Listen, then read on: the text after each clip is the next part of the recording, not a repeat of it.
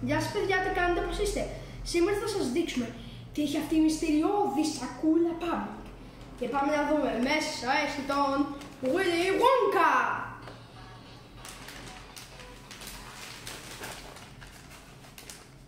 Εδώ είναι ο Willy Wonka. Και αυτός είναι ο πανέμορφος και τέλειος δημιουργός των σοκολάτων Wonka. Νάτος. Εδώ τον βλέπουμε κανονικά και εδώ είναι η ήρωες της σειράς. Και εδώ το όνομά του. Και τώρα θα την ανοίξουμε. Και δεύτερο αν βλέπετε εδώ λέει Pop. Επειδή είναι Funko Pop. Και είναι από την ταινία τη νέα του 2024. Το ανοίγουμε. Και άμα προσέξετε και πίσω, κοιτάξτε, έχει χρυσό φόντο.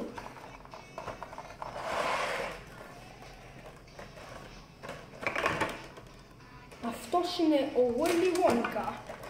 Και επειδή από όσο βλέπετε δεν στέκεται πολύ καλά, είναι ένα μυστικό. Έχει και τη βάση του.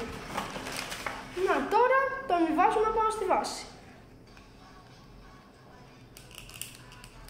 Άνα, μπράβο, αυτός εδώ είναι ο Willy Wonka. Αν σας άρεσε το βίντεο, πατήστε like και εγγραφή στο κανάλι μας.